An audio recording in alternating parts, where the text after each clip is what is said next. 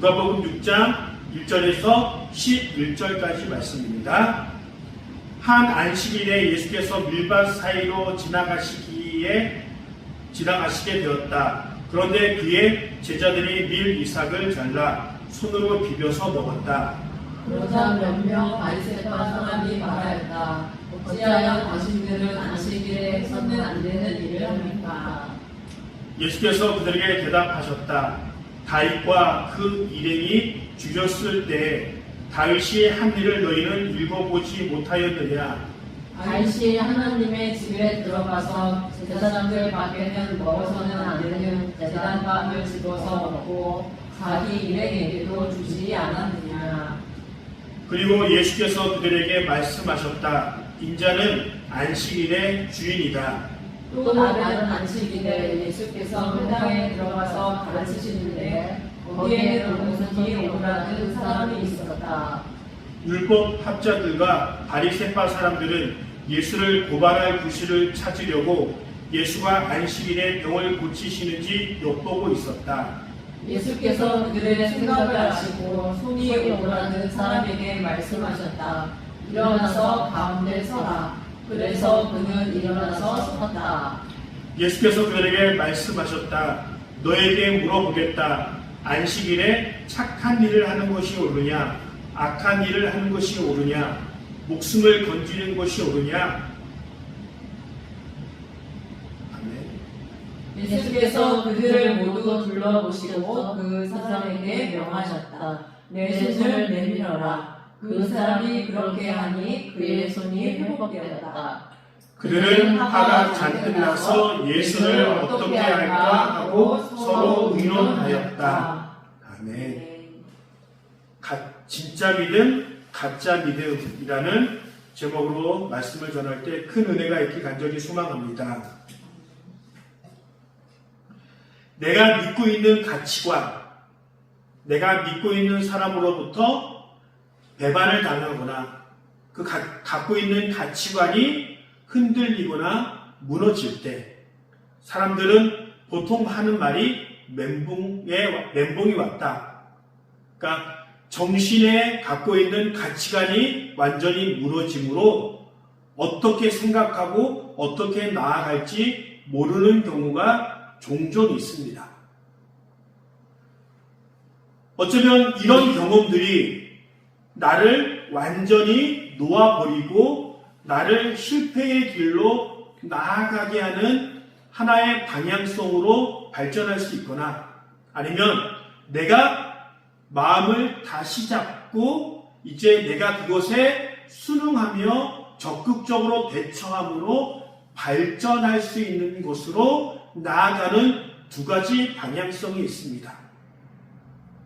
이스라엘 사람들은 그런 멘붕 같은 일들이 있었습니다. 그것이 언제였냐면 BC 586년에 남유다가 바벨론에 의하여 멸망당합니다. 그리고 멸망당하는 것뿐만 아니라 그들이 세상의 중심이라고 생각되어졌던 하나님의 성전이 무너지고 파괴되어집니다. 그래서 하나님을 제사하던 그 성전이 완전히 파괴되어지고 이스라엘 사람들은 포로로 잡혀가고 또 그렇게 애지중지했던 성전에 있던 그 많은 보물들이 전리품으로 빼앗기게 됩니다. 그리고 그들은 세상의 중심이었던 성전이라고 생각되어진 그곳에서 바벨론의 수도로 포로로 잡혀가고 또 그 포로 안에 바벨론의 신을 믿었던 그 엄청나게 컸던 그 신정과 하늘 궁정과 그 선진 문화를 바라보면서 그들은 다시 한번 좌절과 온전히 그 가치관이 무너지는 일을 경험하게 됩니다. 바로 그랬을 때 포로로 잡혀갔던 사람들은 이제까지 내가 믿었던 것은 헛개비였어. 하나님은 뭐가 도대체 위대하신 하나님인가? 라고 자포자기하는 것이 아니라 왜 우리가 멸망당하고 하나님의 성전이 왜 무너졌는지 그것에 대해서 생각하고 묵상하며 나아갑니다. 그래서 그들이 내린 결론은 무엇이었냐면 우리가 하나님이 우리에게 말씀하신 율법을 잊어버렸기 때문이다. 하나님의 믿음을 제대로 지키지 못했기 때문이다. 라고 생각하고 포로로 잡혀갔던 바벨론과 페르시아에서 그들은 각성하고 하나님께 돌아가자 율법을 지키자 라고 하는 그 신앙적인 부흥운동이 일어납니다. 이 세상에는 참 많은 민족과 나라들이 존재했었습니다. 그렇지만 그 많은 나라와 민족들이 정복당해지고 자기가 살던 곳으로부터 뿔뿔이 흩어지면 그 민족과 나라는 잊혀지게 되어져 있습니다. 그렇지만 이 이스라엘 사람들은 나라가 몇 번 멸망하고 또 로마의 압제로부터 다시 나라가 완전히 멸망하고 나서 1948년 다시 이스라엘 땅에 나라가 생기기까지 거의 2000년이 지났음에도 그들의 민족성과 나라와 하나님에 대한 생각들을 잊어버리지 않고 그렇게 살아갑니다. 그렇게 그들을 뭉치게 했었던 것은 왜 우리가 멸망당했는지 그리고 그 멸망당한 것에 대한 해결이 무엇인지 생각했기 때문에 그렇습니다. 그래서 그들이 내린 결론은 하나님에 대한 믿음으로 율법으로 돌아가자고 하는 운동군이 일어납니다. 그래서 시온주의도 그때 나오고 율법을 중요하게 생각하는 모든 것들이 바벨론 포로기 때 생겨납니다. 그리고 그렇게 신앙으로 돌아가자고 하는 많은 운동들이 일어났을 때 우리가 바벨론 포로기 때 많은 믿음의 사람들이 나오기 시작합니다. 가장 유명한 다니엘과 세 친구. 고기를 먹지 않고도 채식을 함으로 신앙을 지켰기 때문에 하나님께서 그들을 높이 세우시는 것들. 그리고 목숨을 각오하고 죽을 것을 각오하고 죽음은 죽으리다라고 외치며 왕 앞에 나갔던 왕후 누구죠? 에스더와 또 그의 삼촌 모르드게.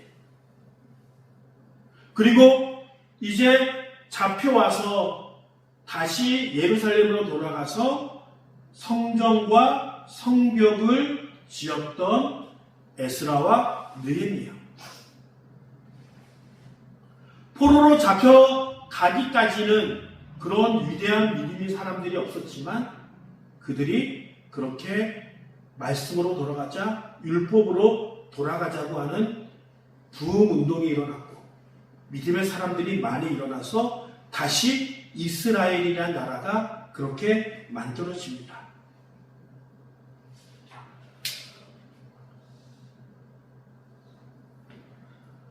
그리고 그렇게 다시 나라를 만들지만 또 다른 시련이 옵니다. 알렉산더 대왕이 다시 이스라엘을 정복하고 그 느헤미야와 에스라 시대에 지어졌던 성전 안에 돼지를 제물로 드림으로 하나님을 모독하는 사건들이 일어납니다. 그래서 그렇게 해서 다시 마카비 독립운동이 일어나고 안식일에는 싸움을 할 수 없다, 전쟁에 임할 수 없다라고 하는 율법을 지키고자 안식일을 지키고자 최선을 다했던 그 사람들은 적군이 쳐들어오는 그 상황에 전쟁하지 않고 그 자리에서 죽음을 택하는 일들을 경험하게 됩니다.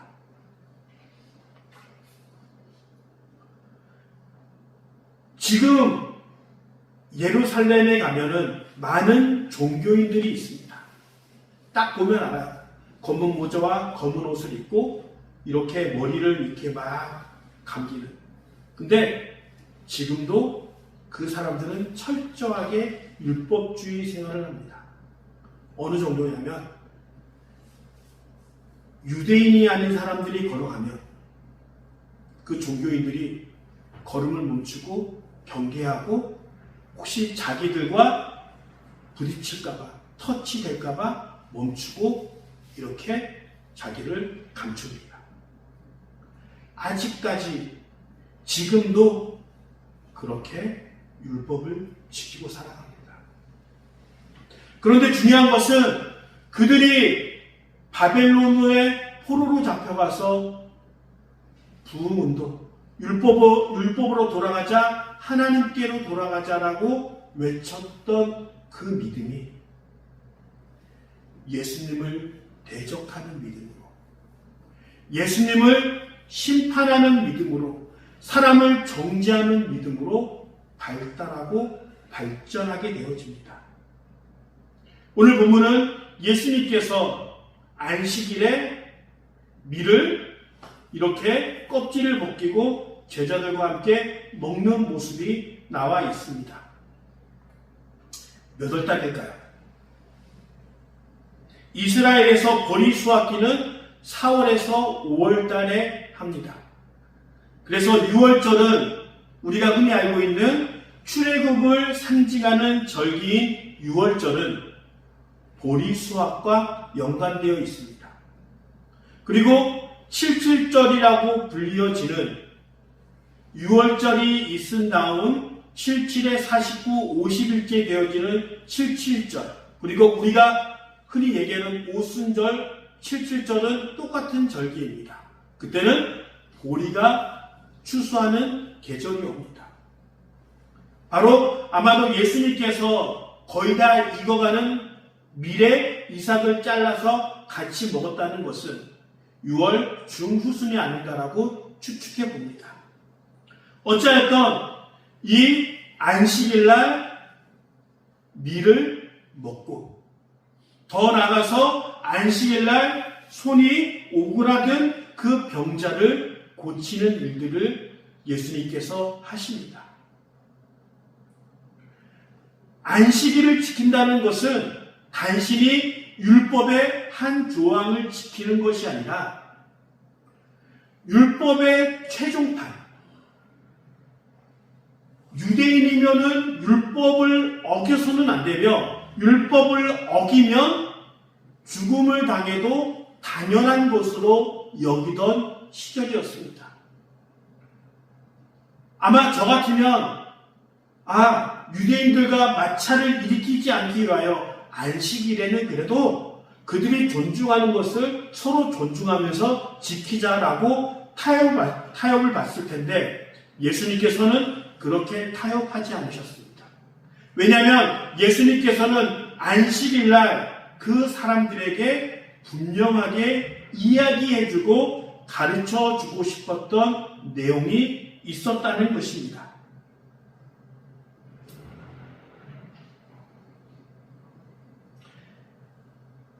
배고픈데 안식일을 지키기에 아무것도 할 수 없는 그런 율법.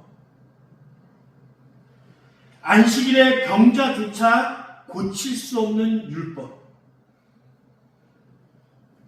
왜곡되어지고 사람에 의해 안식일 율법에 대한 의미가 과장되어진 것을 예수님께서는 이 사건을 통하여 고쳐주고 싶었던 거예요. 안식일이 왜 존재하느냐? 왜 안식일이 중요하느냐? 라고 하는 것은 바로 하나님께 거룩하게 드리는 날로서 6일은 열심히 일하고 마지막 하루는 하나님 앞에서 안식하고 쉬는 날입니다. 곰곰이 묵상을 해봤어요. 지금도 돈 많은 사람들은 또 자기가 하고 싶은 대로 할 수 있는 유명한 사람들은 쉬는 날이 별로 필요 없을 수 있습니다. 내가 쉬고 싶을 때 마음대로 쉴 수 있어요. 내가 먹고 싶은 거 마음대로 먹을 수 있어요. 그런데 가난하고 불쌍하며 노예나 정말 힘든 사람들은 그렇게 안식일이라고 규정하지 않으면, 율법에 의하여 쉬라고 명령되어지지 않으면 어떻게 해요? 쉴 수 없어요. 어쩌면 안식일이라는 것은 가장 가난하고 가장 열악하며 가장 인권적으로 대접받을 수 없는 사람조차도 하나님이 주신 말씀과 명령과 율법 아래 포함되어서 모든 사람이 쉴 수 있는 하나의 중요한 삶의 법칙을 만들어 놓은 거예요. 그래서 나만 안식일을 지키는 것이 아니라 내 집에 온 손님과 내 집에서 부리는 종에게도 안식일을 지킬 수 있도록 배려해야 합니다. 그래서 그 안식을 통하여 하나님이 주신 자연이 회복하고 사람들도 그 안식을 통하여 회복되어지는 일들이 일어나야 합니다. 결국 안식일을 거룩하게 지키라고 얘기하신 이유는 자연과 사람이 쉼으로 회복되어지는 거예요. 율법에는 그런 장치들이 많이 있습니다. 안식년, 6년 동안도 열심히 일하고 나머지 7년째는 땅을 눌리는 거예요. 왜? 하나님께서 6년째는 안식년을 지키면 2회 분의 식량을 주시는 거예요. 출소할 수 있도록. 그래서 땅도 쉬고 또 그곳에서 자라나는 열매와 곡식들을 누가 먹어요? 가난한 사람들이 먹어요. 그리고 안식년이 7번째 되는 50년에는 희년이 선포되어져요. 그래서 노예가 되었던 사람은 다시 자유민으로 돌아가고 이렇게 회복이 되어지는 거예요. 그런데 믿음을 가진 사람들이 하나님의 율법을 부응시키려고 하는 사람들이 회복시키시고 인권을 존중하며 가난한 사람과 모든 사람들을 살리는 그 안식일에 아무것도 할 수 없어. 병든 사람도 고치면 안 돼. 배고프면 생다지 굶어야 돼. 라고 하는 너무나도 엄격하고 율법의 본질을 떠난 율법의 조항들을 지키려고 하는 그 모습을 예수님께서 말씀하십니다. 안식일이더라도 배고프면 먹어야 하며 병자면 그 생명을 그 아픈 곳을 고쳐줄 수 있다. 왜냐하면 그 안에 무엇이 있기 때문에 그래요? 안식일의 원래의 의미인 생명과 회복이 그 안에 있기 때문에 그래요. 그러면서 이 말씀하십니다. 안식일의 주인은 누구 거다? 안식일의 주인은 누구다? 예수님이다라고 얘기합니다.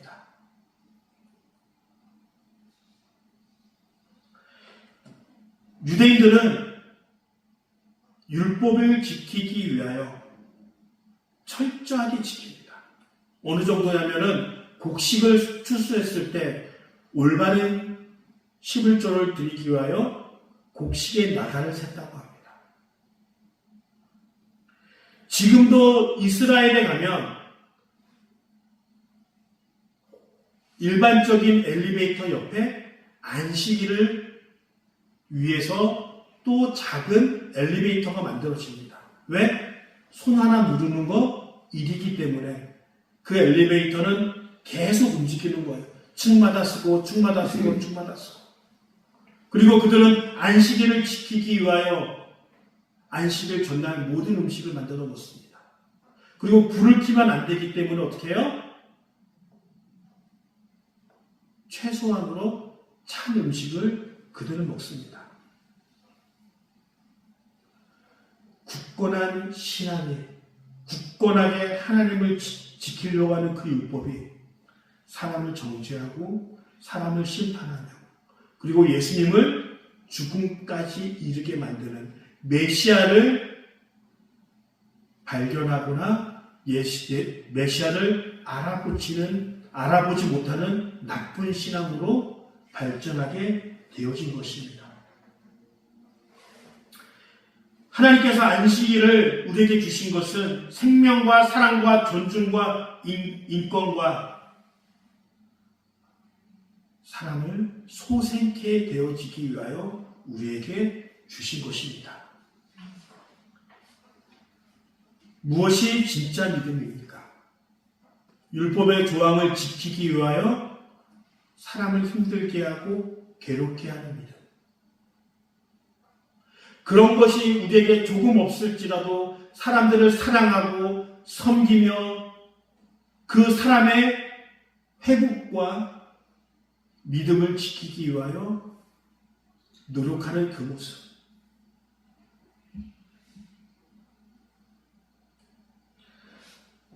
신앙이 깊은 사람에게는 매일같이 성경 읽어야 합니다. 아침에 일어나자마자 기도해야 합니다. 그런 충고하지 않아요. 왜냐하면 그들은 이미 그것을 하고 있기 때문에 그래요. 그러면 신앙이 좋은 사람들에게는 뭐예요? 하나님의 말씀을 삶에 더 적용하십시오. 우리가 더 희생해야 합니다. 더 섬겨야 합니다. 그리고 더 전도해야 합니다. 높은 신앙의 수준의 것을 요구합니다. 그러나 신앙이 없거나 여린 사람들에게는 그렇게 신앙을 지키기 위하여 자세한 그 조항들을 붙입니다. 하루에 성경을 꼭 5장 이상씩 읽으십시오. 또 우리가 일어나자마자 기도하시고 또 잠자기 전에 기도하셔야 합니다. 왜냐하면 신앙이 어린 사람들은 그런 규칙들이 없으면 믿음을 유지하거나 믿음을 지키는 것이 어렵기 때문에 그렇습니다. 그런데 그런 조항들을 신앙이 아주 깊은 사람에게도 너 성경 읽었어 안 읽었어? 기도했어 안 했어? 그렇게 율법의 조항처럼 그렇게 해서는 안 됩니다. 믿음의 초기에 있는 사람들은 그것이 가능하지만 믿음이 성장하고 발전하면 결국은 내 자신을 내어주고 내 자신이 섬기고 사람을 살리고 생명을 살리는 일로 자연스럽게 발전해 나갑니다. 그런데 이스라엘 사람들은 그 어린아이의 모습, 율법의 조항들만 지키는 것에 목숨을 걸었지 사람을 살리고 사람을 소생케 하는 일에는 별로 관심이 없고 더 나아가 그들이 관심이 있는 것은 너 율법을 지켰어? 그럼 너는 올바른 믿음이고 올바른 사람이야. 너 율법을 지키지 않았어? 너는 죄인이기 때문에 정죄당하고 너는 우리의 공동체 안에 들어올 수 없어라고 그렇게 사람들을 나눕니다. 올바른 믿음은 내가 얼만큼 율법을 잘 지켰냐도 중요하지만 나를 통하여 오늘 어떤 사람이 회복을 경험하며 소생되어지며 나의 사랑과 나의 따뜻한 말 한마디로 희망을 잃어버린 사람이 희망을 얻었다면 그 사람의 믿음이 지금 예수님께서 안식일을 어기고 밀을 까서 먹고 손이 불편한 사람의 손을 고치시는 그 정신에 올바른 율법의 삶을, 올바른 믿음의 삶을 살아가고 있는 것입니다. 근데 많은 사람들이 교회 안에서 정죄합니다. 너 예배 드렸어? 너 기도했어? 말씀 얼마나 읽었어? 라고 우리를 정죄합니다.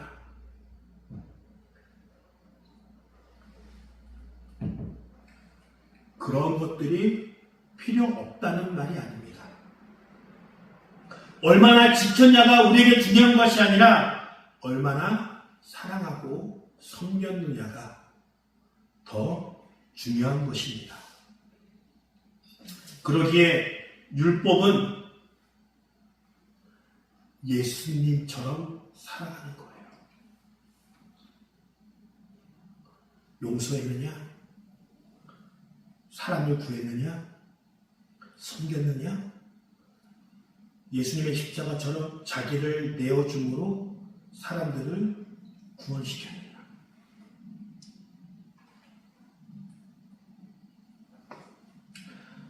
어떤 사람들은 설교를 이상하게 하는 목사님들을 가끔 봅니다. 대한민국은 이 세상에서 가장 위대한 민족입니다. 아멘이에요?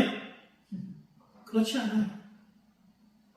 복음은, 설교는 한국 사람이 들어도 아멘할 수 있어야 되며 일본 사람들이 들어도 아멘을 할 수 있는 것이 복음이어야 합니다.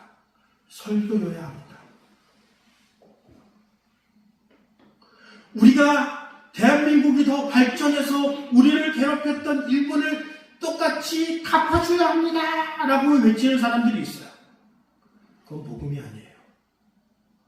복음은 나도 살고 다른 사람도 살리는 일이 되어야 합니다. 그래서 예수님께서 말씀하십니다. 한 영혼을 실족시키면 연자맷돌을 목에 맺고 죽으라고 말씀하십니다.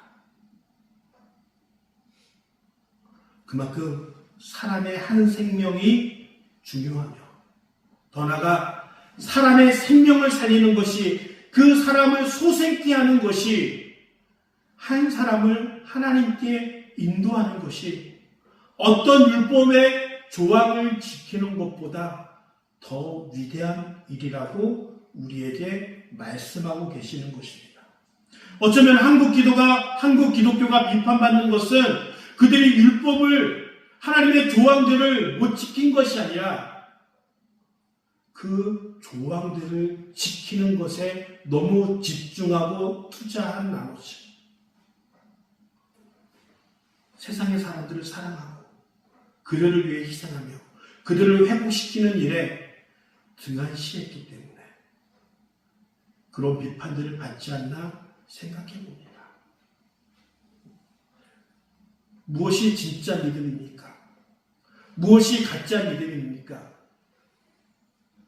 바리새인들은 안식일을 어기며 손으로 밀을 까고 그리고 손이 아픈 사람을 고치는 예수님을 향하여 가짜 믿음이라고 얘기합니다.